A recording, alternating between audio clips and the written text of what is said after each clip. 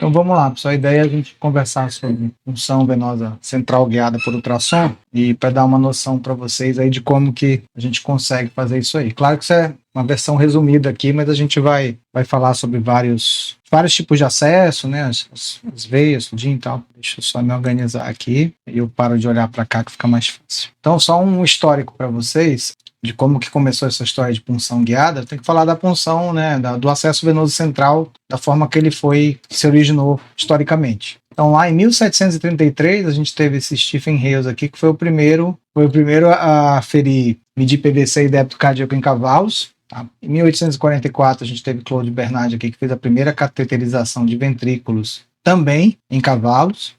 Em 1912, a gente teve uma tríade aqui, que talvez seja a parte mais importante do início desse processo, foram esses três autores aqui. Tá? Eles não eram do mesmo lugar, apesar da maioria ser alemão, aqui os três praticamente seriam alemãos, mas não trabalhavam juntos, e eles fizeram meio que paralelamente, cada um no seu local, as primeiras inserções em humanos. Essa foto é do Forsman. Então, o Forsman tem uma história interessante. Ele era um estudante, um residente de cirurgia, e ele tinha isso meio como se fosse uma obsessão, né? Ele conseguir cateterizar veias centrais e tal. O primeiro catéter central que ele passou nele mesmo. Ele fez um catéter de banha de carneiro, e aí, tipo de intestino, né, de carneiro, lambuzou aquilo ali em óleo, dissecou uma veia dele e fez como se fosse uma pique, né, que a gente chama hoje. Entrava pela veia periférica, mas ia até lá o coração. E aí, para provar que ele passou a veia nele mesmo, para provar que estava no lugar, ele ainda andou lá até o setor de radiologia para poder fazer um raio-x para mostrar que estava no local. Então, o Lucas está comentando aqui sobre endocardite. Provavelmente ele deve ter causado, né? Não sei, porque ele viveu muito tempo. Ele também tem uma história dele que ele foi o primeiro a fazer reanimação hídrica na sepse. Ele usou obteve autorização para passar um catéter desse, primário ainda, né? Uma senhora que tinha um quadro de infecção generalizada, uma peritonite supurada, e ele conseguiu reverter o choque da mulher, assim, fazendo volume no acesso central. Mas foi coisa de 1 hora, assim, porque ele fez o choque, não tinha o resto, né? Não tinha um surviving sepsis como a gente conhece hoje, então, assim, ele fez só a hidratação, não entrou com antibiótico, provavelmente, ou não tinha os recursos, né? E no caso de apendicite, você tinha que operar, né? Tem que tirar o foco, né? Mas ele conseguiu, tipo assim, estabilizar a mulher por 1, 2 horas, depois ela afundou de novo e acabou morrendo. E por causa desses experimentos, ele foi muito condenado, né? Ele foi muito criticado na época, ele acabou sendo afastado da comunidade lá, da faculdade lá onde ele trabalhava, e ele meio que viveu meio recluso, assim, os últimos dias dele, fazendo medicina de interior, assim, medicina de comunidade. Eu conto essa história porque eu li isso por causa do meu mestrado, tá? Que tem a ver com punção venosa. Aí, em 1940, 1950, teve o Cornand e o Dixon, que são considerados os pais da monitorização hemodinâmica. Então, não só eles conseguiram passar cateteres, né, centrais, como também eles fizeram medições, né, começaram a aferir PVC, pressão de artéria pulmonar, e começaram a fazer a parte de inferir o débito cardíaco através dessas pressões centrais aí. Em 1953, a gente teve o famoso Seldinger, né, que vocês já devem conhecer, do nome, né, da técnica de Seldinger. E o Seldinger foi ele que desenvolveu a técnica de passagem de catéter venoso central utilizando o fio-guia. Então, o grande lance do Seldinger é esse aí, né? Você passa o catéter, funciona com a agulha, passa o fio-guia, tira a agulha, passa o catéter por cima do fio-guia, tira o fio-guia, né, e fica o catéter lá. Foi ele que descreveu essa técnica aí. Olha o tempo que tem. Praticamente aí quase 80 anos já de técnica de Seldinger. E aí, para que serviria esses cateteres aí venosos centrais, né? Para infusão rápida de medicação, sejam porque elas são medicações potentes, como as aminas vasoativas, seja porque elas são medicações irritativas, como por exemplo, quimioterapia. São drogas que são muito irritantes para você colocar numa veia periférica. E aí, como já comentamos, para mensurar pressões intravasculares, para fazer coleta de exames laboratoriais e de gasometria venosa central, para fazer procedimentos terapêuticos, né? No caso aqui, que procedimentos seriam esses terapêuticos? Hemodiálise e plasmaférese, eu preciso ter um catéter venoso central, para o uso de nutrição parenteral, para aqueles doentes que têm indicação. Essas são as indicações clássicas de eu passar um acesso venoso central. Vamos lá. E aí, durante muitos anos, o que a gente teve foi a técnica anatômica, e acho que todos vocês já conhecem, ou devem ter sido ensinados, se não ainda vão ser, né? Porque aqui a gente tem os internos aqui. Dá um tchauzinho aí, internos, para a câmera aí, pronto, só para mostrar que vocês estão aí. Então, a gente tem lá técnica anatômica, usa o que a gente chama de landmarks, né? Para não falar americanizado, as referências anatômicas, né? Então, vou pegar a veia jugular, eu vou usar lá o triângulo, junta lá a porção medial e a porção lateral do esternocleidomastoide, junto com a base da clavícula, né? Em direção ao mamilo do mesmo lado.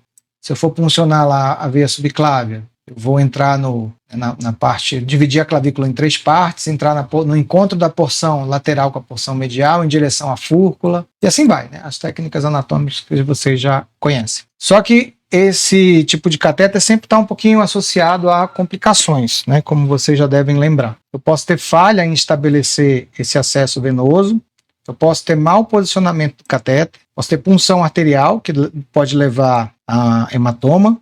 Deixa eu ajeitar aqui uma coisa rapidinho. O volume acho que está muito alto aqui do microfone. Voltei para lá? Voltei. Punção arterial, posso ter, e essa punção arterial inadvertida geral, hematoma subcutâneo. Posso, né, dependendo de onde eu puncionar ali, principalmente subclávia, pegar a pleura e aí gerar um pneumotórax. Posso ter hemotórax, e essas 2 últimas condições aqui podem levar a parada cardíaca súbita. Então, até óbito eu posso ter relacionado à punção venosa central. E aí, onde é que entra a punção guiada por ultrassonografia? Isso é uma coisa que começou ali no final da década de... Na verdade, começou na década de 80 e foi se popularizando ao longo dos anos 2000. Vamos já fazer um histórico aí. Mas a ideia da punção guiada por ultrassonografia é tornar esse procedimento um pouco mais seguro, uma vez que você consegue saber onde que você está colocando a agulha. Então, como a maioria das complicações que a gente acabou de ver estão relacionadas com onde que eu vou colocar a agulha, né, se eu souber onde é que ela está indo, fica mais fácil. E aí, em 1982, a gente teve o Peters aqui, que fez a primeira punção de veia subclávia guiada por Doppler. E aqui era o Doppler, tipo aquele Doppler pulsátil. Você localizava a veia pelo Doppler pulsátil, fazia aquele barulhinho de veia, tipo o BCF quando você põe para escutar feto, o sonarzinho, não faz um barulho diferente. Quando é artéria, é aquele barulho pulsado. Quando é veia, é tipo um sopro, né? Então ele localizava com o Doppler do ultrassom qual que era a veia, marcava-se um X ali. E aí o cara ia em cima daquele X e... Muita gente faz ainda hoje assim, que a gente chama de método indireto. Eu marco o X, largo o ultrassom e vou onde eu marquei o X. Tem gente que até prefere porque fica com as 2 mãos e tal, mas o ideal é que a gente faça usando o modo bidimensional. E aí, 2 anos depois, o Legler fez a primeira punção de veia jugular usando o Doppler também. 2 anos depois, né, de 2 em 2 anos, o Ionei fez a primeira punção de veia jugular utilizando o modo bidimensional. Aqui já usando realmente o probe bidimensional e acompanhando onde que a agulha está entrando. Aí, depois desses 3 aqui, que foram os pioneiros, a gente teve na década de 90 um grande número de trabalhos comparando a técnica anatômica antiga, né, por referências anatômicas, com a punção guiada por ultrassonografia. E ali no início do milênio a gente teve as primeiras meta-análises já. Mais de uma década de trabalhos, começaram a surgir as primeiras meta-análises, que são os estudos, né, que a gente sabe que direcionam a nossa prática clínica, né, são os estudos com maior nível de evidência clínica. A gente começou a ter diretrizes, no caso aqui a primeira delas foi a diretriz NICE, que é uma diretriz britânica, indicando já, nas suas primeiras linhas aqui, o ultrassom bidimensional, né, 2D, é recomendado como guia, né, como método preferencial para inserção de catéteres venosos centrais em veias, né, em veias centrais, no caso aqui veia jugular, em adultos e em crianças em situações eletivas. Então você imagina isso aqui em 2002. Já em 2002, a gente já tinha uma diretriz britânica recomendando que toda punção eletiva fosse feita guiada por ultrassom. Em 2002 eu estava na residência de cardio só passando um intracat da método anatômico, né? Isso demorou mais de 15 anos para chegar para mim. Quase um pouco menos de 15 anos para começar eu a fazer. Você vê o atraso que a gente tem, né? Acho que a cada ano que passa diminui esse atraso, porque a gente tem mais contato com internet, né? E as coisas se difundem mais rápido. Então, bem legal isso aqui. E aí, começaram a surgir as primeiras meta-análises, como eu falei para você, porque essa aqui já não é tão antiga, tipo, tem 10 anos, que é a do Brás, né, de 2015, já tem outras mais novas, mostrando aqui a superioridade do método do ultrassom quando comparado com o método de referências anatômicas. Isso aqui para desfecho. Qual era o desfecho? Taxa de complicação. Ou seja, você usar o ultrassom tem menos complicação do que você usar a técnica anatômica. Aqui é a mesma coisa. Aqui é a taxa de sucesso overall, né? De sucesso em todos os procedimentos, no caso, né? De você usar o ultrassom aumenta a sua chance de taxa de sucesso. Você vai geralmente funcionar de primeira, colocar o cateter de primeira, com menos incidência de eventos colaterais e tal. Então tem evidências aí mostrando isso aí. De 2005 a 2015 a gente teve essa superioridade da técnica ultrassonográfica documentada, a gente teve já diretrizes recomendando o uso da técnica, e aí começou a se questionar o seguinte, tá, beleza, tem tudo isso, por que a galera não faz? A gente sabe que tem isso, é tecnologia de ponta, mas por que o pessoal não está fazendo? Então começaram a surgir as primeiras pesquisas de campo, questionando a baixa adesão à técnica. As principais respostas dessas pesquisas, dando de uma forma resumida aqui para vocês, foi a ausência do aparelho de ultrassom e falta de treinamento. Então os médicos, né, quando questionados sobre isso, por que você não usa ultrassom já que se sabe que é melhor? Porque eu não tenho aparelho. Ou então, olha, eu tenho aparelho, mas eu não sei fazer. Então esse aqui foi um estudo realizado no sul da França, lá com intensivistas franceses, se não me engano foram aqui um N de 190 intensivistas franceses, e esse é um estudo muito interessante, e foi o estudo que eu usei para fazer o meu mestrado. Você sabe que o mestrado não precisa ser inédito, né? Eu posso repetir um estudo feito em outro lugar para a nossa realidade. E ele perguntou para esses intensivistas qual era a frequência com que eles usavam o ultrassom, sendo que essa comunidade aqui de intensivistas do sul da França, todos eles, antes do estudo, foram treinados para usar o ultrassom e todas as UTIs tinham ultrassom disponível. E aí foi perguntado para eles qual era a frequência com que eles usavam. Então aqui eles chegaram numa taxa, considerando aqui o quase sempre, que é 50%, e o sempre, que é 18%, algo em torno aqui de 68, mais ou menos, né? 70. Aqui seria 50 mais 18, 68 mais ou menos, né? 68% de taxa de uso. Aí aqui nunca, quase nunca, e metade das vezes eles desconsideraram. Uma taxa aproximada aí de uns 70% de uso. Isso no sul da França em 2016. E aí quando perguntava para aqueles que não usavam ultrassom de jeito nenhum, por que eles não usavam, a resposta já não era falta de treinamento. A resposta principal não era falta de treinamento, não era falta de equipamento. Era que o cara dizia assim, olha, eu não preciso. Tipo assim, eu estou tão acostumado a fazer sem que eu não preciso usar ultrassom para isso. Então tinha outras coisas aqui. O equipamento tem o equipamento, mas ele não está disponível de maneira imediata. Tem que mandar buscar em algum lugar, tem que trazer do arsenal. E às vezes o cara não tinha paciência para esperar o aparelho chegar. Ou não tinha equipamento mesmo. Olha só essa resposta aqui. O cara pensava que o procedimento demora mais com o ultrassom. O que até concordo em parte. Depende muito do quanto que a equipe está treinada para te ajudar nisso aí. E aí, falta de treinamento era menor porque todos tinham recebido treinamento nesse caso. Então, mas viu como era uma questão de resistência cultural e, né, ou até mesmo de, sei lá, não sei falar preguiça é legal, mas, né, do cara querer mudar, né, aquela coisa de você não querer mudar uma coisa que você já faz de um jeito faz anos. E aí ele ainda perguntou, ó, olha como é uma questão de geração. Ele dividiu essas pessoas em residentes, né, e veteranos, e viu que a taxa de uso dos residentes era muito maior que a dos veteranos, indicando que existia realmente uma questão aí de geração. Os mais antigos não queriam se dar o trabalho de aprender uma nova técnica e dominar essa nova técnica. Sim, com certeza. Cada nova, né, técnica que vem para suplantar uma antiga vai enfrentar uma resistência, né?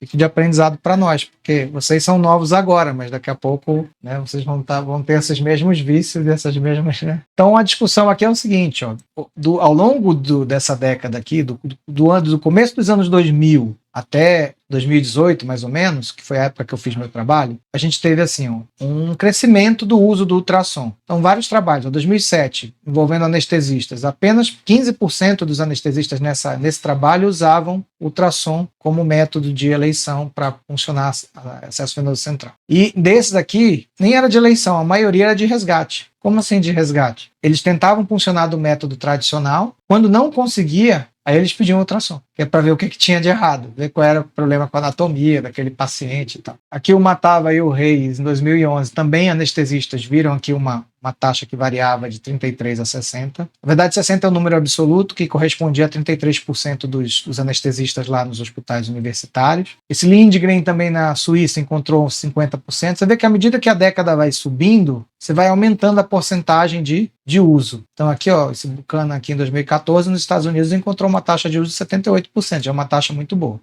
E aqui o meu trabalhinho, foi só para eu mostrar para vocês aqui. Aqui em Manaus, aí eu não fiz só com intensivista, tá? Eu fiz um interrogatório, entrevistei, interrogatório é ótimo, entrevistei usando um tablet, né? Médicos residentes e preceptores daqui do Getúlio, do Adriano Jorge, do 28, aí 2 hospitais privados, a Checap e a Beneficente Portuguesa. E a gente encontrou essa taxa aqui aproximada de 44%. Já no nosso caso, aquela resposta mais mal criada que acha que o procedimento não preciso, ela não aparece para nós. Tá? O que apareceu para nós foi aquilo lá, o aparelho não está disponível, e a maior resposta, né, para quem nunca tinha funcionado o ultrassom, nunca usou o ultrassom, ou não usava o ultrassom de maneira nenhuma, foi falta de treinamento e ausência de aparelho. Daí a questão da gente trazer esse treinamento para vocês, né, porque é uma coisa para a gente ir difundindo. Então vamos lá entrar na aula. Agora que vai entrar na aula, propriamente dito. Os tipos de sonda que a gente usa para funcionar. Na verdade, é apenas a linear, tá? Dos 3 tipos que a gente normalmente tem nos ultrassons aí disponíveis. Tem mais tipos de probe, né? Vocês sabem. Tem o transvaginal, tem os 3D, 4D, não sei o que usa para. Mas os mais comuns são esses 3 aqui. O setorial que a gente usa para ver área cardíaca, o abdominal, né? Que é o curvilíneo, e o linear.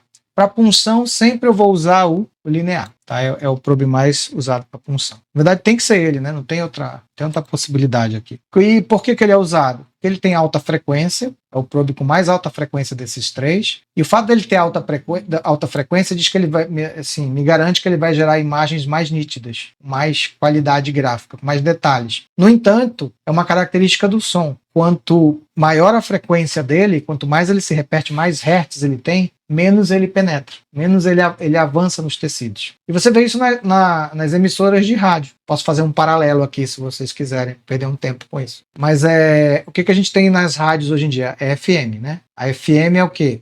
É modulação por frequência. Geralmente é um tipo de onda de som que ela tem a frequência mais rápida. Por isso que a qualidade da rádio FM é muito melhor, certo? No entanto, ela não tem grande não tem grande alcance. Você vai dizer, pô, mas pega na cidade inteira. Pega, por causa das antenas que são grandes e potentes. Mas se tu passar um pouquinho aqui da ponte, já não vai pegar, a não ser que eu tenha uma outra estação ali em Iranduba, a Mix ali já não vai pegar mais e tal. Então agora pega uma difusora, que é rádio AM. Pega lá no interiorzinho, lá na casa da tiazinha que mora lá no sítio, não sei o que, pega a rádio AM. Não é isso? Pega uma rádio AM. Só que a qualidade é horrível, que ela é modulada por amplitude e o comprimento de onda é enorme. Então, por exemplo, o probe abdominal, ele é um probe com frequência baixa. Tudo é ultrassom, né? Tudo é frequência alta, né? Quando a gente fala ultrassom, é tudo na faixa dos megahertz, né? Então, ou seja, é tudo frequência alta, por isso que é ultrassom. Mas dentro da faixa de ultrassom, o probe abdominal é o mais baixo. A faixa de audível nossa é na faixa dos kilohertz, né? Aí vocês lembram, né? Vai de 200 Hz até 20 kHz, mais ou menos. Ou seja, isso aí é muito mais rápido do que o nosso ouvido é capaz de perceber. Alguns animais conseguem, mas mesmo o cachorro não vai conseguir isso aí, porque o cachorro pega um pouquinho mais rápido, tem uma audição um pouquinho melhor para frequências mais altas, mas não chega desse nível aí desses probes, não. Por isso que tem alguns apitos, né, que são para cachorro, que é ultrassônico e tal, essa parada aí. Mas nós humanos vamos até 20 kHz no máximo. Eu particularmente, eu sei que eu já perdi uma parte disso aí, porque foram muitos anos tocando no porão do alemão, então o ouvido, a frequência aguda, né? Frequência aguda. Frequência grave não, frequência grave o tom de voz assim eu escuto bem. O problema são os agudos. Você vai perdendo muito tempo com som alto, né? Mas hoje é mais fácil o jovem ter isso por causa de fone, né? A galera usa muito fone de ouvido. Enfim, não vem o lance da aula. Então, resumindo, do probe linear, vou ter que cortar essa viagem do vídeo depois.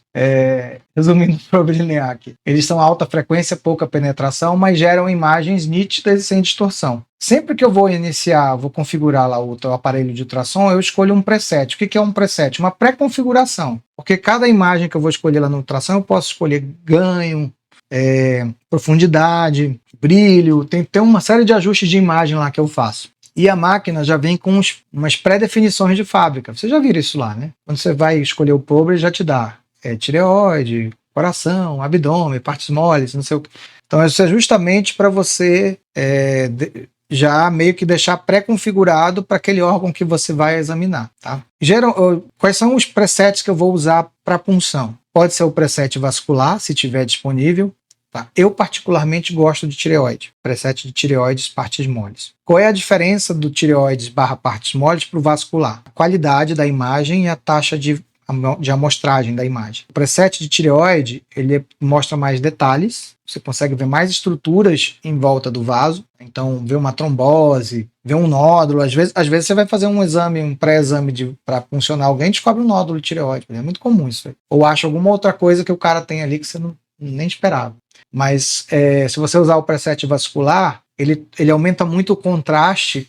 Ele é uma amostragem mais rápida. Perde a qualidade, mas a imagem fica mais fluida. Você vê mais a movimentação do vaso em tempo real, mas perde qualidade de imagem. Não sei se vocês já viram a diferença. É tipo jogo em 30p e 60p, mas aí só se vocês forem gamers que vão entender. Já jogaram um jogo em 60p ou em 120 fps? Então o vascular é como se fosse em 120 fps, mas com a imagem péssima. E o tireoide é como se fosse em 30 fps com a imagem linda, assim, entendeu? Resolução altíssima. Então. É um pouco mais travada, mas tem uma resolução melhor. E que para mim, eu não vou fazer com pressa, não estou tirando ninguém da forca, eu prefiro partes moles ou tireoide. Profundidade que eu vou deixar o probe tem aquela tela do ultrassom, né, a tela pretinha, no caso, eu vou deixar ela com profundidade de 4 centímetros. Geralmente os presets de tireoide, partes moles, já é a profundidade padrão. A profundidade padrão já é 4 centímetros. Mas se não for, você pode ajustar. Aí você vai ajustar o ganho, se a tela estiver muito escura. A gente vai já mostrar as imagens aí. Você tem que ver o centro dos vasos praticamente como se fosse anecoico, né? Uma estrutura preta. Né? E os tecidos com variações de cinza. E o TGC é aquele ganho que você faz por camadas. Você ajusta o ultrassom por camadas. Às vezes, a parte mais profunda do campo está muito escura. Eu vou lá e ajusto só aquela parte. Porque às vezes eu tenho muito contraste durante uma parte muito clara, outra parte muito escura, e eu só quero mexer naquela parte que está escura. Aí eu faço o ajuste no TGC. São aquelas reguinhas que tem Vocês viram umas reguinhas que tem no ultrassom? Então aquilo ali faz um ajuste por camadas. Probe linear também, ele tem os cristais deles, né? Os cristais piezoelétricos. Hoje em dia já tem probe que não é de cristal mais, né? Até porque é um mineral que já está começando a entrar em escassez. Vocês sabem que o princípio do ultrassom é esse, né? Você pega esses cristais piezoelétricos, coloca na ponta do probe, estimula eles eletricamente, eles vibram. Ao vibrar, eles geram as ultrassons, né? Aí essas estruturas batem nos tecidos e refletem a ultrassom de volta. Tem cristal que emite, cristal que recepciona. E aí, quando recepciona o eco dessas imagens, ele converte aquilo ali em impulso elétrico e o aparelho lá, o computador, transforma em imagem com variações de cinza lá para a gente ver. No nosso caso aqui, eu vou ter dezenas de cristais, um do ladinho do outro, tá? E disposto linearmente, por isso que o nome é linear, né? Por isso que esse probe distorce muito pouco. Já o probe, por exemplo, abdominal. O abdominal, ele abre. Ele é um losango, não um losango, é um trapézio com as bordas redondas, né? Então ele tende a distorcer. Estruturas que estão muito perto do probe tendem a ficar muito pequenas. Se vocês quiserem fazer um teste, peguem um probe do abdômen e põe na jugular para ver. Vai ficar uma bolinha desse tamanho, né? Você mal consegue vê-la. Né? Em compensação, órgãos que estão muito lá no fundo vão aumentar de tamanho, porque os raios são maiores. Então ele te mostra uma imagem melhor no meio, proporção mais correta no meio. Tudo que está muito na ponta do probe fica comprimido, tudo que está muito afastado do probe fica dilatado, fica aumentado além do tamanho normal. Então aqui, só para mostrar para vocês, a jugular, né? Tem a jugular aqui durante a inspiração, aqui a carótida, e aqui a variação de acordo com o movimento respiratório. Então eu tenho a carótida aqui, a jugular aqui durante a inspiração, eu vejo ela colabar, durante a inspiração ela aumenta um pouquinho de tamanho. Isso aqui varia muito de acordo com a volemia do paciente, se ele faz valsalva, se não faz. Então. O que eu estou vendo aqui? Ó? Pele, né? É o esternocleido, certo? Aqui provavelmente a tireoide, que não está legal de ver, tá vendo? Se bem que tá meio estranho, né? Porque deveria ser a carótida para cá, mas isso aqui tá com mais textura de tireoide do que isso aqui. Eu não tenho um demonstrativo aqui de que lado que eu tô, né? Mas isso aqui tá com mais cara de tireoide que... Mas enfim, só para diferenciar as duas. Eu vou sempre ver a artéria redondinha, ela sempre parece que tem um duplo contorno, ela parece que ela é mais calcificada, e ela é um vaso que quando eu comprimo com o probe, ela não cede. Ela não ela não colaba. Já a aveia não, a aveia ela é mais tronchinha. Claro que eu posso ter veia redonda também, se o doente estiver muito hipervolêmico, mas elas têm a borda mais fininha, mais irregular, e quando eu aperto com probe, ela geralmente comprime. E uma coisa que eu sempre vou fazer antes de puncionar com ultrassom é fazer o exame pré-punção. Qual é a função do exame pré-punção? É eu selecionar o melhor sítio de punção, checar se tem, né, ver qual é o melhor local onde eu vou puncionar. Aí eu vou realmente analisar todas as veias que o doente tem, para escolher qual seria a melhor que eu vou fazer. Claro que também tem elementos clínicos aqui, né? Por exemplo, se eu já tiver catéter desse lado aqui, tanto na jugular quanto aqui, eu já não vou considerar esse lado para funcionar, eu vou considerar o outro lado. Uma coisa prática que eu tenho, se eu já tenho um tórax drenado de um lado, eu costumo funcionar do mesmo lado. Se correr o risco de eu fazer um pneumotórax, já está drenado ali. Então é uma decisão um pouco mais fácil. Claro que eu vou avaliar se a veia está boa ali, né? Mas os objetivos do exame pré-punção: selecionar o melhor veia, melhor sítio de punção, checar se existe deslizamento pleural, porque isso aí eu tenho que fazer isso antes da punção, para não confundir com o pneumotórax depois. Detectar variações anatômicas, detectar problemas prévios. Que problemas prévios? Trombose venosa profunda, trombose arterial e malformações. Então, uma coisa que eu faço para diferenciar veia de artéria é comprimir com probe. Não sei se vocês meninas, se as internas já sabem, faço assim, ó. Pego o probe, geralmente nessa região do pescoço aqui, eu só encosto, que é uma região bem, somente se a jugular tiver hipovolêmica ou tiver mais para normovolêmica e hipovolêmica, só de eu apertar um pouquinho ela já colava. O que o cara tá fazendo aí, ó, nesse vídeo? Ele tá comprimindo aqui, ó, com probe aqui, tá apertando. A hora que ele aperta, a veia que tá grandona colava. Aí automaticamente eu já sei quem é veia. Eu sei que parece óbvio aí, né? Que a veia é a maiorzinha e a carótida tá ali. Tá? A gente tá aqui a carótida, jugular interna, aqui a tireoide, ó, bem nítida, né? Tecido tireoidiano, plano muscular aqui, o esternocleido, né? Enfim, assim vai. Olha uma complicação aí possível. Aqui é lá embaixo na femoral, ó. Já não é jugular, não. A artéria pulsando, aqui a veia, o que é que eu tô vendo dentro? Um trombo, coágulo aqui. E aqui, se eu comprimir do jeito que eu mostrei para vocês, já não vai funcionar. Porque agora tem algo que está impedindo a compressão. Aqui no plano longitudinal, o que eu fiz aqui, tá, gente? Vamos começar a falar sobre planos.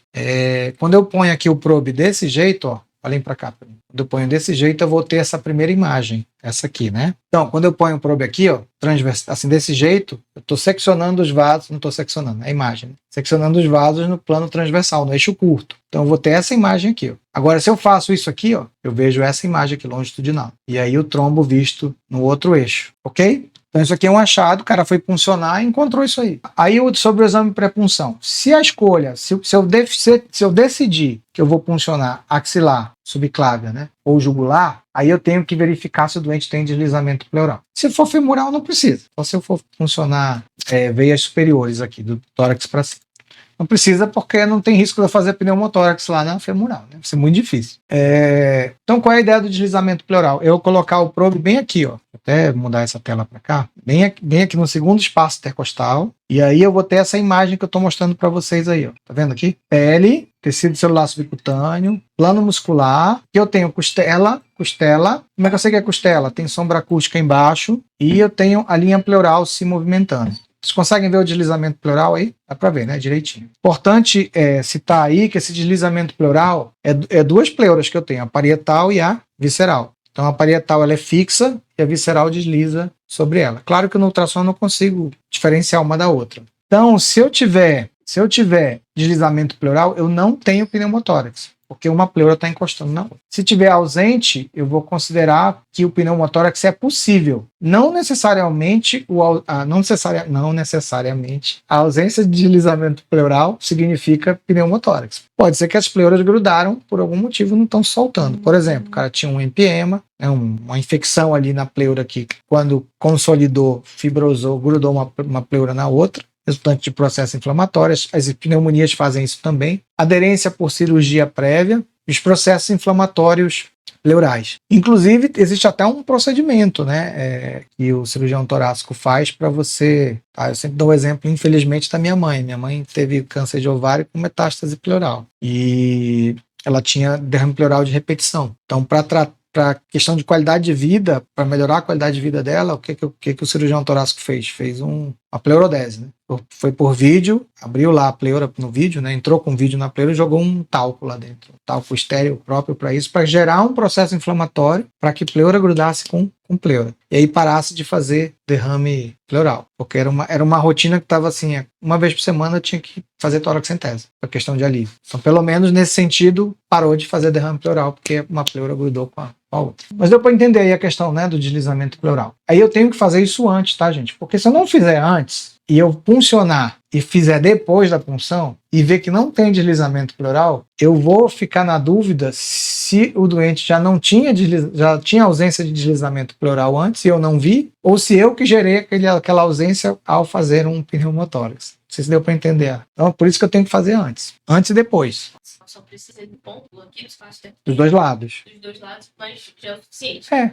Porque se você acertar a pleura, vai ser aqui em cima. Você vem da jugular ou você vem da subclávia da axilar. Jugular é mais difícil, né, de fazer isso, mas a axilar é bem fácil, né, porque ela é bem... Axilar subclávia, né, ela é bem próxima, vamos já mostrar aí o vídeo. Mas eu olho sempre nas duas cúpulas, né. Se eu tiver suspeita de pneumotórax grande, aí eu posso sair procurando ele em outros, né, mais para baixo. E aí aquela história de eu fazer o diagnóstico diferencial da ausência de deslizamento pleural. Porque, como eu já falei para vocês, o fato de ter ausência de deslizamento pleural não significa que seja pneumotórax, pode ser outras coisas. Mas tem uma coisa que eu não sei se eu falo nessa aula, que é o ponto P, eu não falo nessa aula. Eu tenho que encontrar o ponto, se for pneumotórax, vai ter um local, um ponto de clivagem, onde as duas pleuras se separam. E aí eu vou ter no mesmo campo ali, no mesmo espaço intercostal, eu vou ter uma parte da linha pleural deslizando e a outra parte parada. Só pneumotórax faz isso. Aí eu teria que sair vasculhando. Mas no nosso caso aqui da punção é mais ver se tem ou não. Então aí mostrando a ausência de deslizamento pleural. Se isso for, se tipo assim, eu tiver deslizamento pleural antes da punção e depois da punção esse deslizamento pleural se tornar ausente, eu fiz um pneumotórax. Aí eu tenho que preocupar já em drenar. E detalhe, tá, gente? Isso aqui é mais sensível do que radiografia. Principalmente logo que eu fiz, né? É mais fácil verificar isso no ultrassom de maneira mais imediata do que na radiografia. Talvez a radiografia só vai mostrar algumas horas depois. Questão da variação anatômica. Tem até meu cunhado lá em São José dos Campos, ele fez um trabalho, não é esse trabalho dele aqui não, tá? Mas ele fez um trabalho similar com os pacientes dele lá. Ele tem um ultrassom lá que ele tinha no consultório e ele fez esse estudo lá também. Porque o que a gente espera, o que é o normal para nós de anatomia? Considerando que essa carótida aqui é à direita, eu espero que a carótida esteja mais profunda e mais medial que a jugular. Geralmente essa é a forma mais esperada que a gente aprende lá na anatomia. Então, geralmente a carótida é mais profunda e mais medial. E aí a jugular tem que ser mais superficial e mais externa. Mas aqui tem as variações, ó. E as porcentagens das variações. Elas podem estar lado a lado até 84%. A jugular pode estar posterior à carótida até 9%. É uma incidência muito alta. Você pode dizer aí que a cada 10 ou 11 pacientes que você funciona, um vai estar com a carótida, com a jugular posterior. Aí a chance de você funcionar as cegas e pegar a carótida é grande, né? Então, quando você funciona as cegas, você não vê nada disso, né? Você não consegue saber em que posição que está. Você supõe que está na posição que é mais comum, né? E durante anos a gente fez assim, né? Técnica da punção guiada envolve você, ao mesmo tempo, né, que você tem acesso ao campo cirúrgico, você tem que ter acesso à tela do ultrassom. Então tem que tomar esse cuidado. Isso aqui vai muito de treino da equipe também e de quem faz, de posicionar as coisas direitinho para que você fique confortável, né? Senão você está com o campo aqui e tem que virar para o lado de lá para ficar olhando, né, pro ultrassom. Esse caboclo aqui eu espero que ele não funcione ninguém, porque ele está sem proteção nenhuma. A não ser que seja aqueles caras lá que aparecem nos vídeos aí do Instagram lá, acho que é indiano, né? Não sei se tem uns caras que aparecem, não tem asepsia, não tem nada, né? O cara vai com a camisetinha da Dudalina, né? E vai luva de procedimento e manda bala aí no negócio. Então, ó, pega.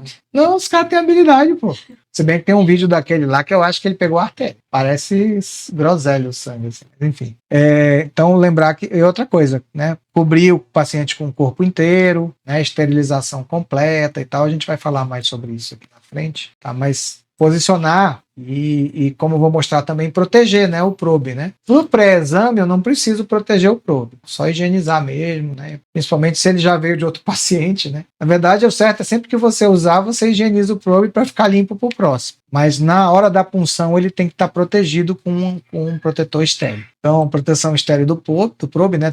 Tenho que evitar esse risco de infecção, fazer contaminação cruzada entre os pacientes. Faz parte dos padrões de controle de infecção hospitalar. E o benefício é redução de infecções e aumento da segurança dos pacientes. Geralmente a gente usa essa camisinha, que é usada para videolaparoscopia. O que a gente não tem são essas ligas, né? Deveria ter, né? Tão simples. Mas devem ser ligas estéreis também, né? Então isso é mais difícil de... Geralmente a gente sai amarrando aqui de algum jeito essa camisinha. Isso quando não usa luva, tá? Mas não recomendo que se use luva. O ideal é que a gente tenha esse material aqui. Não é caro para o hospital comprar, geralmente é uma questão de se organizar mesmo. Como é que eu aplico a capa? Eu abro a embalagem da capa sem tocar na parte interna, introduzo o probe na capa segurando a parte externa, aplico um pouco de gel na parte interna para poder... Tem que ter gel para o probe dentro do saco, tá? Senão ele não vai conseguir conduzir ali o ultrassom, e tem que ter gel na parte externa. E aí eu selo a capa para que ela esteja bem ajustada e bem selada ao probe.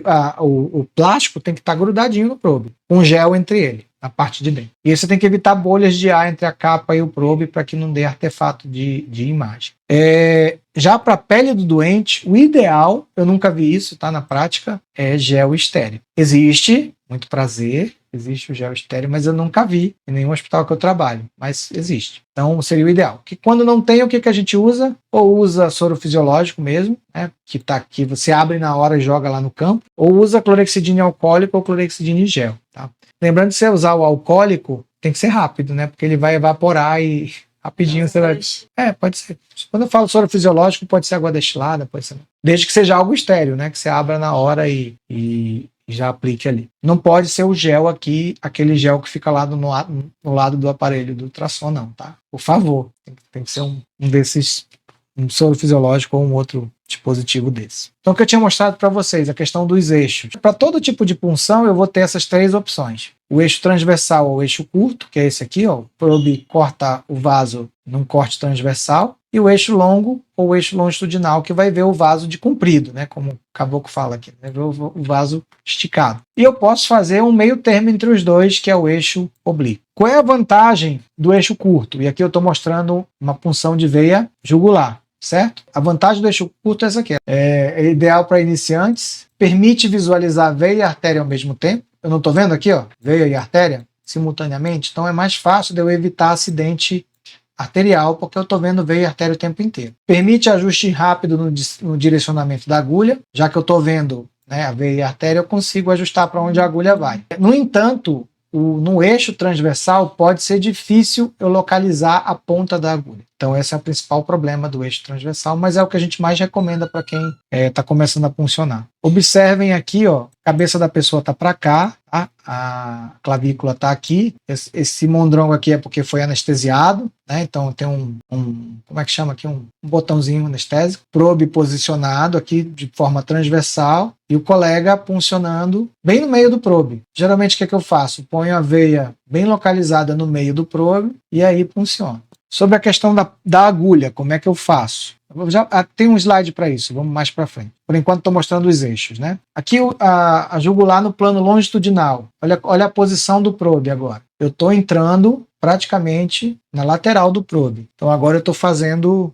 Estou colocando o probe aqui, certo? Vou mudar aqui colocar para cá. Estou colocando o probe aqui, desse jeito, na longitudinal, e entrando com a agulha aqui em cima, aqui na ponta. Do jeito que está mostrando aí na imagem. Então, ó, nessa visualização, eu vejo a veia no eixo longo, no eixo longitudinal. E quando eu consigo colocar a agulha embaixo do probe, eu vejo ela todinha, bonitinha como está aqui, ó. Tenho a possibilidade de visualizar a agulha durante todo o procedimento e ter um controle melhor da agulha. Só lembra que o feixe de ultrassom, ele é da espessura de um cartão de crédito. Então, nem sempre é fácil eu manter a agulha sob a visualização desse probe. E às vezes a veia faz trajetos sinuosos. Então a própria veia pode sair do campo do probe dependendo se o cara tiver. Aí é mais difícil, né, de acontecer na jugular. Mas se ela tiver um trajetinho meio sinuoso, uma hora ela vai estar na visão do probe, outra hora ela vai sair. Então tem essa questão aí. Mas E o perigo aqui é o seguinte, geralmente eu vou ver só um vaso, não é isso? Porque não fica, normalmente eu não vou ter, na maioria dos casos, a jugular do lado da carótida, a jugular mais em cima e a carótida mais embaixo e mais interna, fica uma... Então se eu ponho o probe longitudinal aqui, eu só vejo a jugular. Agora, se ele desliza um pouquinho para o lado, inadvertidamente, eu posso achar que eu estou funcionando a jugular e na verdade estou entrando na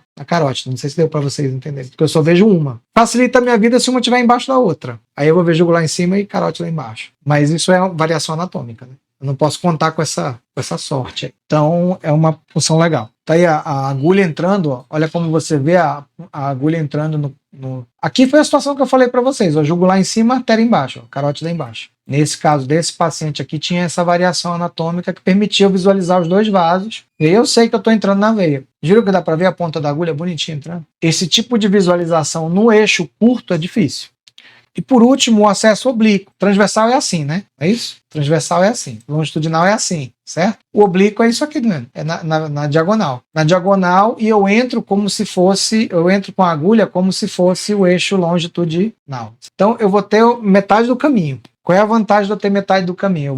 Eu vou ter visualização simultânea da agulha durante todo o procedimento e dos vasos. Eu consigo ver veia e artéria e consigo ver bem a agulha entrando. Só que é tecnicamente um pouco mais difícil. Aqui para demonstrar os três, legal isso aqui, né? Um bloquinho de gelatina, onde tem uma veinha no meio, lá um buraquinho no meio. Olha o transversal. Tá aqui a ponta da agulha, tá aqui o vaso, certo? Aqui no longitudinal, tá aqui o vaso, tá aqui a agulha chegando. E no oblíquo, olha como é justamente, né, o meio do caminho entre os dois. Ó. Eu vejo a agulha vindo, bonitinho, e vejo o vaso que não tá nem redondo, nem totalmente longitudinal. Ele fica meio ovalado assim, né? Mas eu consigo ver a agulha entrando nele. Provavelmente vocês nunca tentaram oblíquo. Nunca tentou nem ultrassom. Mas tu vai no eixo longo? Eixo curto. Não, tu prefere eixo longo? Geralmente o pessoal aprende com eixo curto. Eu acho o eixo curto mais seguro, para ensinar principalmente. Então tá aí o acesso oblíquo, a agulha entrando, ó, bonitinha, né? Acesso bem legal, né? E aí as técnicas para acompanhar a ponta da agulha, lembrando, né, que a agulha tem a espessura o probe, o feixe de ultrassom tem a espessura de um cartão de crédito. Eu, particularmente, quando uso o eixo... Tem uma caneta aí, alguém? Quando uso o eixo, deixa eu colocar aqui na câmera. Quando eu uso o eixo transversal, preste uma caneta aí. Eu faço isso aqui, ó. Veia tá aqui embaixo, né? Eu posicionei a veia aqui na minha cara, aqui embaixo. Eu entro com o ângulo fechadaço, quase que 90 graus, tá bom?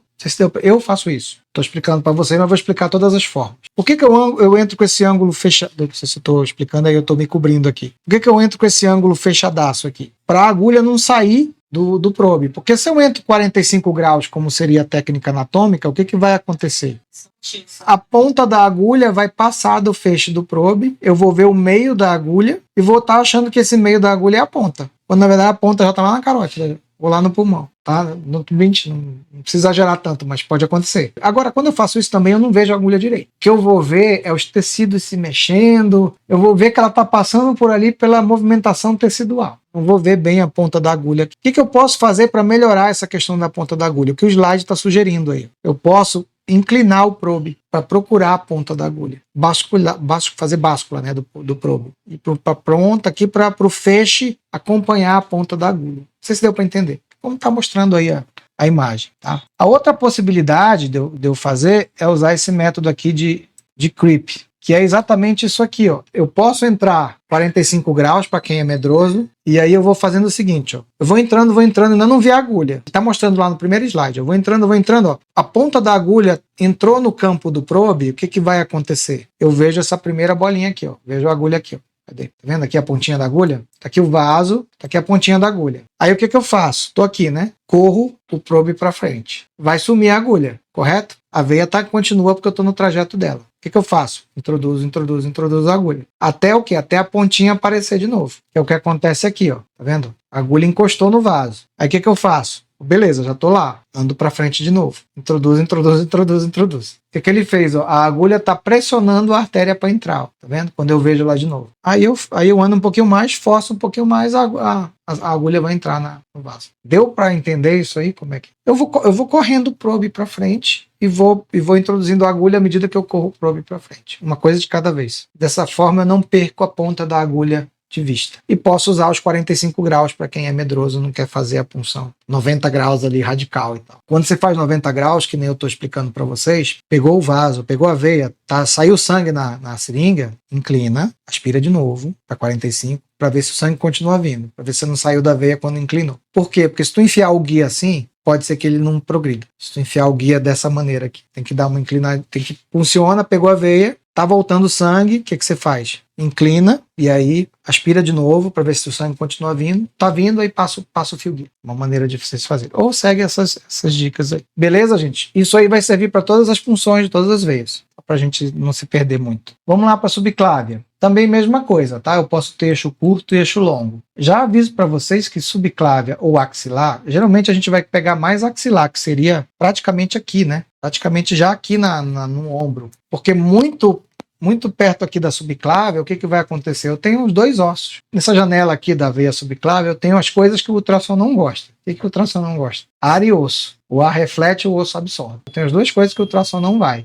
Eu acabo tendo que ir mais para o ombro para poder conseguir ter uma visualização da veia aqui. Mas dá para fazer lá, que nem ele está mostrando ali. Ó. Eu posso fazer no eixo curto aqui, e no eixo longo, mas não é sempre que você vai conseguir esses dois. No livro lá, Thiago, que a gente acabou de lançar, a gente conseguiu um eixo longo, foi um sufoco. Atrasou alguns dias, porque um ligando pro outro, conseguiu um eixo longo aí da axilar pra gente fazer. Acabou que acho que eu peguei um pra ter imagem, porque não é simples. Então, olha a posição do probe, aqui a foto tá bem legal, né? Você vê como é quase praticamente colado no ombro? E aí, olha o que eu vejo. Artéria subclávia, veia subclávia, certo? E a linha pleural aqui, ó. Tá? Se tu pegar lá com a reguinha do ultrassom e medir, cara, é muito perto. Às vezes é menos que meio centímetro. Quase sempre é menos que meio. 0,3 centímetros, 0,2. Tá? É bem pertinho da pleura. Então sempre tem essa preocupação aí. Então esse aqui é o eixo curto. Aí obviamente eu vou entrar por aqui, né? Vou entrar com a agulha por aqui. Posso seguir aquela técnica de basculhar. Aqui andar para frente já é difícil, porque a clavícula mesmo vai me impedir. Eu só vou ter a báscula como técnica aí. E mesmo a báscula eu vou esbarrar em osso. Então geralmente é o pior cenário para o ultrassom, eu acho, função subclávia. O melhor seria, acho que, jugular e femoral. Mas dá para fazer. E aqui o eixo longo, quando você consegue, gera essa imagem bonita aqui. Ó. Eu posiciono assim, aí eu vejo bonitinho. Mais uma vez, eu estou vendo só um vaso. Eu tenho que ter certeza que esse vaso é a veia e não a artéria. Até para ver uma tributária dela aqui chegando, né? Então eu vejo a veia bonitinha e aqui a linha pleural passa paralela, né? A ela. Legal? Aí eu funciono assim, desse jeito. E lá na femoral? Femoral tem o nave, né? De fora para dentro, nervo, artéria e veia. Geralmente a veia é mais interna e a artéria é mais medial, né? Mas medial no nave, né? Ela é mais externa aqui quando comparada à veia. Então eu vou pôr lá o probe lá na região inguinal. Posso também ter eixo curto ou eixo longo. Então aqui no eixo curto, lembra que aqui a distância para a veia é maior. Depende da perna da pessoa, né? Mas é muito maior do que no pescoço. Olha aqui, ó, dá 3,2 centímetros. Geralmente lá na jugular dá 1 centímetro, 1,5 centímetros no máximo, para eu chegar na veia. Vou chegar da pele para o meio da veia. Olha aqui, ele tá marcando da pele para o perímetro da veia, tá dando 3,2 centímetros. Se o cara é magro, tá? Para mais gordinho, vai mais profundidade aqui. E aqui mostrando o catéter, né? Entrando. É o catéter já posicionado depois. Segue a mesma coisa, tá? Mesma técnica. Tá aqui a perna da pessoa, região inguinal. Tô no eixo, fazendo o eixo curto, que é o transversal aqui. A agulha entra aqui, né? Põe a veia no meio. Eu posso visualizar, tá? Que eu tenho que tomar cuidado.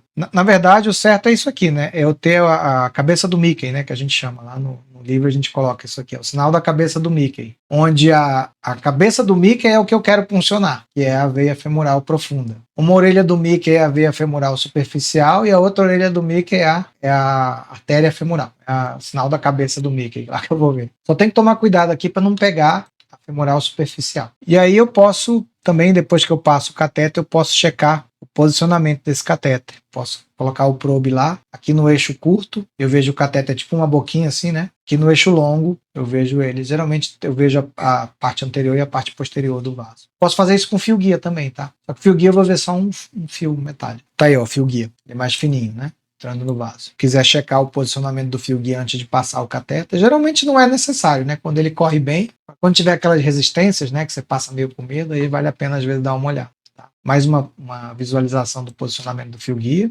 passando. Ok, gente? Acabei de puncionar. Vou seguir a técnica de Seldinger que vocês já sabem, não é o escopo dessa aula tratar aqui. Vou passar o fio guia, tirar a agulha, passo o dilatador, tiro o dilatador, passo o catéter, tiro o fio guia. Vou suturar fazendo bailarina ou usando a borboletinha que vem lá, e vai do método que vocês preferirem. Terminei. Se for punção lá em cima, no tórax, axilar ou jugular, eu vou checar de novo se tem deslizamento pleural. Isso é muito importante, tá? Sempre que eu acabar, checo se tem deslizamento pleural. Se eu quiser documentar, posso fazer o sinal da praia aqui, né? Colocar o modo M, ver se tem sinal da praia, se não tem, porque o sinal da praia é algo que eu consigo colocar no prontuário. Consigo colocar isso no prontuário. Se eu printar essa imagem aqui, ela vai ficar igual a essa, porque eu não vou ver o movimento. Mas se eu faço lá, coloco o modo M e vejo o sinal da praia, eu consigo printar essa imagem estática demonstrando que tinha deslizamento pleural. Quando não tem deslizamento pleural, gera a imagem do código de barra. Mas a gente geralmente só descreve isso, né? O ideal seria que a gente tenha um aparelho de ultrassom que tem uma impressora própria, né? Você printa, ele já imprime o que tem na tela ali, né? Antigamente os laudos vinham assim, né? Fotografiazinha grudada no papel. Aquilo que eu falei para Ana ainda agora. Questão do ponto pulmonar. Tá vendo que tem deslizamento pleural até aqui, ó. Daqui para cá não tem. E isso aqui sim é patognomônico de pneumotórax. Só pneumotórax dá essa alteração. Eu tô vendo exatamente o ponto de clivagem das duas pleuras. Tô vendo o ponto onde elas se separam. Quando elas se separam, para de ter deslizamento pleural. Tu consegue ver que o deslizamento pleural só acontece daqui para cá? Sim. Da seta para cá não tem deslizamento pleural? Pois é. Esse é o lung point, é o ponto pulmonar. Isso é difícil de encontrar, tá? Quando eu suspeito de pneumotórax, eu tenho que sair vasculhando aqui. Eu começo aqui em cima, ponho o braço da pessoa para trás e vou aqui lá procurar aqui nas laterais também. Se eu encontrar essa imagem, isso aí só pneumotórax dá. E eu posso jogar o modo M aqui também. Aí, se eu jogar o modo M em cima de onde está essa seta vermelha, ele vai fazer assim, uma hora ele vai me dar sinal da praia, uma hora ele vai me dar esse código de barra. Ele fica variando. Na dúvida, bom e velho raio-x de tórax para checar se tem pneumotórax. Esse aqui tá fácil, né?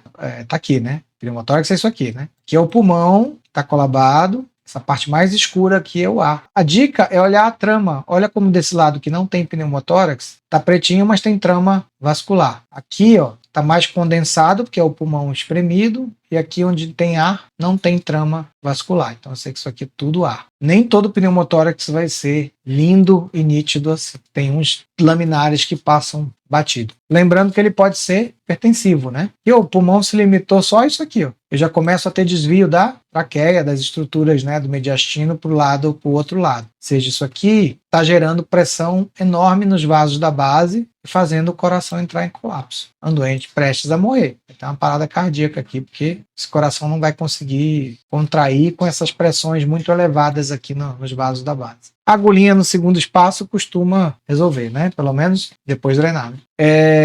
Esse aqui é sutil. Tá vendo como, se você olhar rápido, passa batido? Esse aqui é mais sutilzinho. Tá bem lateralzinho. Aqui também, ó. Quando não está tão penetrado, às vezes você pode... Claro que tem as setas para mostrar para vocês. A dica é sempre procurar a trama vascular. Ver se não tem trama vascular e fica mais fácil de visualizar. E aí, descarte e limpeza do probe. Eu vou descartar a capa estéreo, né, lá dentro do Descartex apropriado para isso. Né? Lembra que é um resíduo infectante, porque entrou em contato com a pele da pessoa, provavelmente vai ter sangue ali. Limpar o probe, mesmo que ele tenha ficado dentro da camisinha, você vai limpar o probe com a solução adequada para isso e verificar regularmente a integridade do probe. Aí é mais com a engenharia clínica, né? Lembrar de usar campo estéreo de corpo inteiro, né, que facilita o manuseio do probe. Também colocar campo de corpo... foi isso que eu coloquei, né? Usar campo de estéreo de corpo inteiro, para que você tenha mobilidade ali, né? Consiga mexer as coisas de lado sem se preocupar com infecção. Fazer a técnica de Seldinger, como você já conhece, né? Fazer o teste do refluxo sanguíneo para evitar o quê? De fazer infusão de líquido para o espaço pleural. Tá? Às vezes você fez tudo certinho, mas na hora de colocar o cateter foi para a pleura. Aí vai injetar soro lá, vai gerar um hidro... Como é que a gente chama? Estava na gozação, um propotórax, né? Injetar um propofol na pleura lá. Isso quando não é dieta, né? Quando não é parentotórax, dieta parenteral direto no tórax. Lá. Então é algo que a gente não quer que aconteça. Como acabei de falar, né? É a complicação. Olha para onde está indo o catéter. Ó. E aí não foi checado, posição do catéter, fizeram um soro. Então, que isso aqui é um derrame pleural iatrogênico gerado por um catéter colocado numa posição errada. E aí, o que o cara faz? Isso é mais comum do que a gente pensa. E é checklist simples, né? Passou acesso, fez raio-x, viu se tem pneumotórax, para onde que está indo o catéter? Está no local correto? Desceu lá, porque esse catéter tinha que vir para cá, ó, né? Ele tinha que estar aqui, ó, na direção da veia cava superior, no máximo entrando no átrio direito. Nitidamente ele está vindo para dentro da pleura. Tomar esses cuidados aí. E é isso. Certo, gente? Valeu? Deu para... Tá? Devagarinho fazer agora sozinhos. Ah, tem que fazer aula prática. Vai ser com vocês, porque elas estão aqui contigo, Lucas.